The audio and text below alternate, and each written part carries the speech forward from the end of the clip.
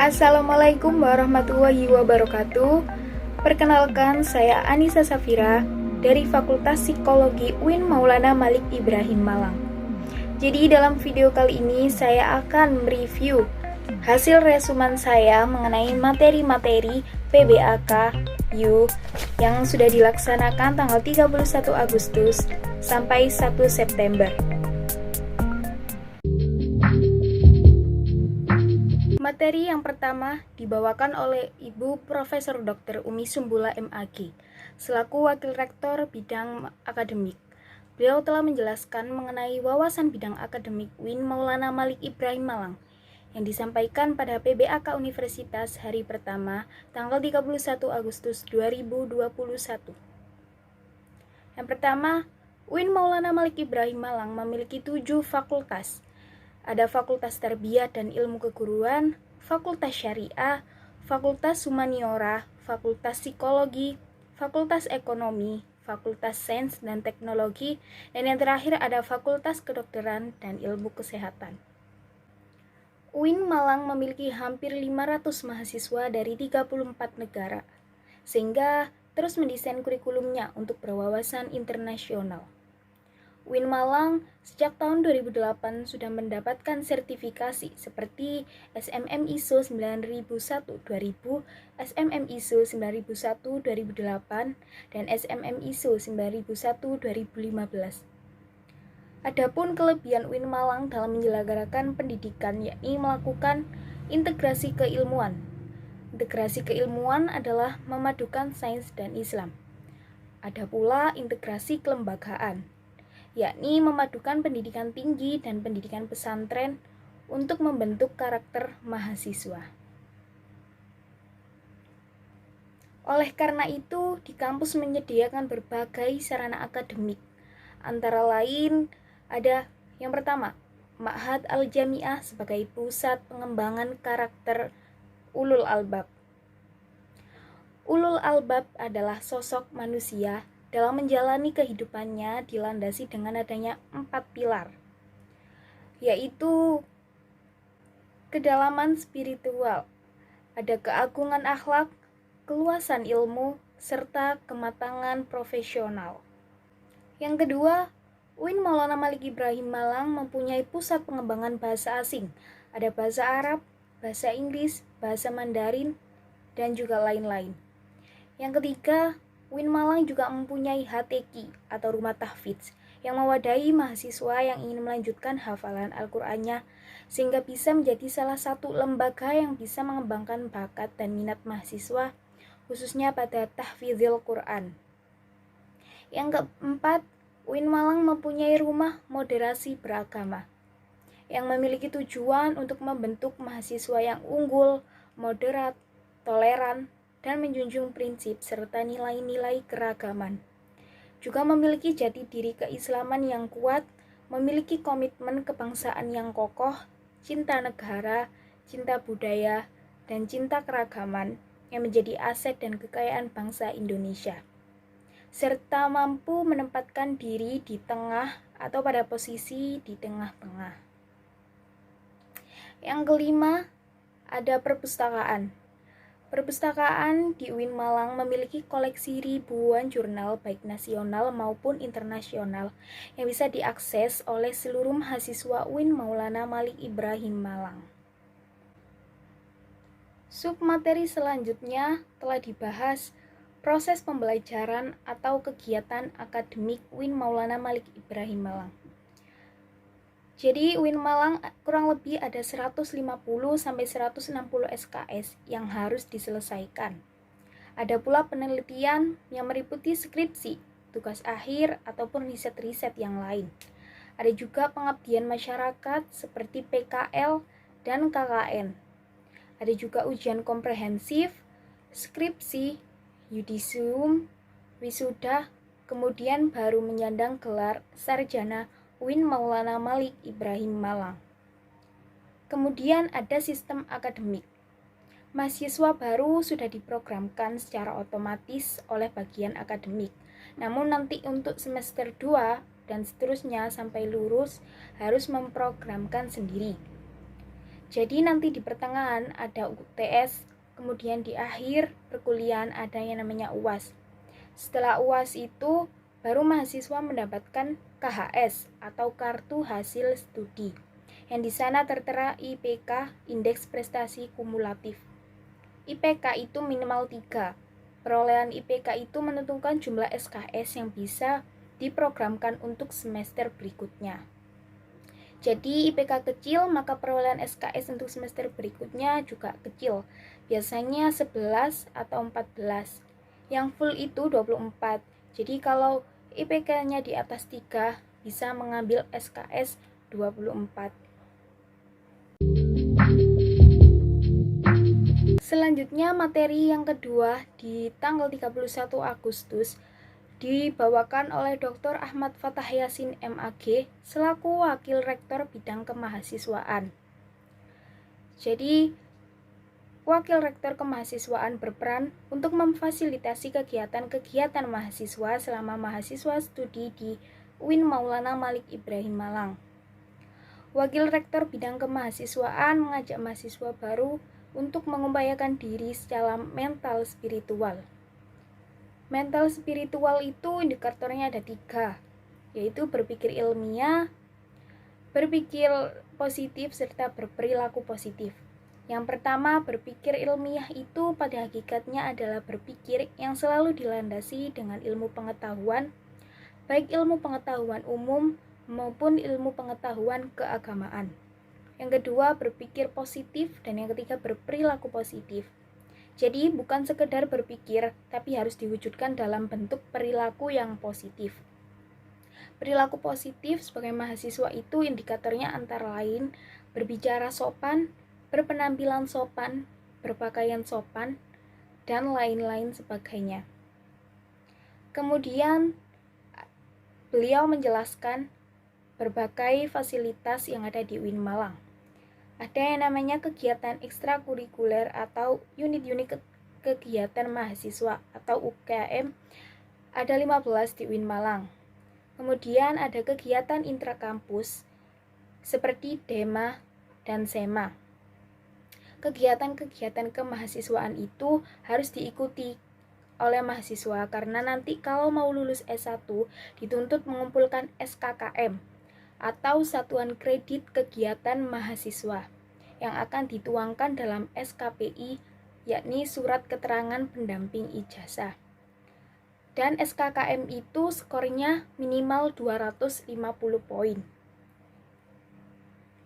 Kemudian jika kalian mahasiswa ingin menyampaikan aspirasi, menyampaikanlah kepada SEMA atau DEMA, baru ke fakultas, atau dimulai dari HMPS, Himpunan Mahasiswa Program Studi, baru ke universitas. Selanjutnya materi PBAKU hari kedua yang dibawakan oleh Ketua DEMA dan Wakil DEMA. Materi pertama adalah Dewan Eksekutif Mahasiswa atau DEMA. Pengertian DEMA yakni Organisasi Intrakampus atau OMIK yang merupakan lembaga eksekutif mahasiswa di level universitas. DEMA itu kalau di kampus-kampus lain Kemendikbud biasa menyebutnya BEM, tapi kalau di bawah naungan Kemenak namanya DEMA. Jadi fungsi DEMA sendiri adalah yang pertama sebagai pelaksana program organisasi kemahasiswaan. Kedua, sebagai lembaga yang mengkoordinasikan dan menginstruksikan pelaksanaan kegiatan kemahasiswaan di tingkat universitas.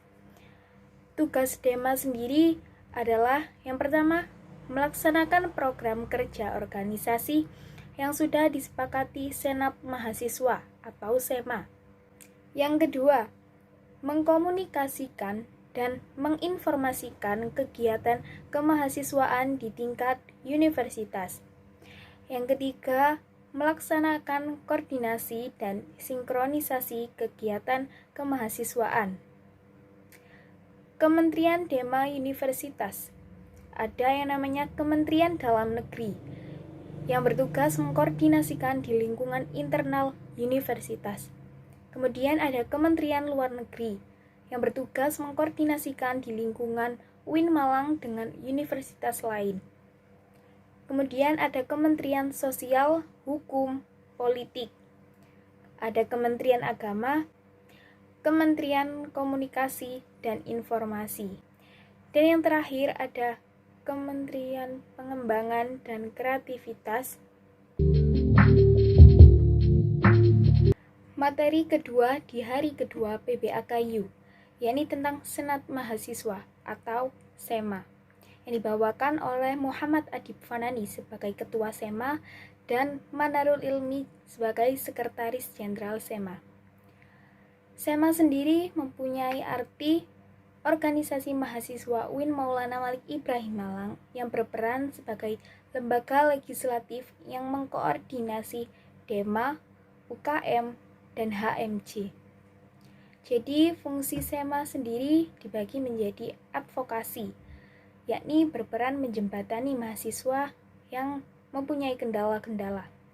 Ada juga legislasi, pengawasan, dan penganggaran. Tugas SEMA yakni pertama, mengawasi dan mengontrol DEMA-U. Yang kedua, memberikan persetujuan setiap kegiatan yang akan dilaksanakan oleh DEMA-U. Yang ketiga, memberikan pengesahan setiap laporan pertanggungjawaban setelah selesai agenda tersebut. Yang keempat, memfasilitasi aspirasi mahasiswa UIN Malang dan menyalurkannya kepada pihak-pihak yang bersangkutan. Yang kelima, mengawasi setiap kebijakan dan keputusan yang diambil oleh DEMA-U. Keenam, merancang dan menetapkan peraturan organisasi UIN Malang. Yang ketujuh, mengesahkan peraturan DEMA-U. Untuk wewenang SEMA, yakni membentuk undang-undang yang dibahas dengan Presiden mahasiswa untuk mendapatkan persetujuan bersama. Kemudian, menampung dan mempertimbangkan segala aspirasi mahasiswa dan memberikan mandat untuk pelaksanaan pemilwa. Ada pula mengawasi pelaksanaan hasil-hasil sidang SEMA-U dan mengawasi pelaksanaan program kerja dan kebijakan DEMA-U. Komisi SEMA sendiri dibagi menjadi Komisi A, B, C, D. Komisi A yakni Komisi Advokasi dan Hukum. Komisi B yakni Komisi Organisasi dan Kemahasiswaan. Komisi C ada Administrasi dan Keuangan. Dan Komisi D ada Informasi dan Komunikasi. Selanjutnya materi ketiga di hari kedua PBAKU, yakni membahas tentang UKM. Jadi di UIN Maulana Malik Ibrahim Malang terdapat 15 UKM. Yang pertama adalah UKK Resismen Mahasiswa atau MENWA. Yang kedua ada UKK Pramuka. 3. UKK Korps Sukarela Palang Merah Indonesia atau UKK KSR-PMI. Yang keempat ada UKM Paduan Suara Mahasiswa Gema Gita Bahana atau PSM GGB UIN Malang. Yang kelima ada UKM Unit Olahraga atau Junior. Yang keenam ada UKM Koperasi Mahasiswa Padang Bulan.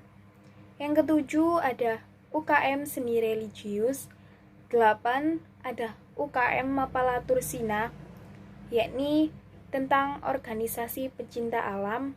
Yang ke-9 ada UKM Teater Komedi Kontemporer atau Teater K2. 10 ada UKM Komunitas Musik Studio 3 atau KOMUS.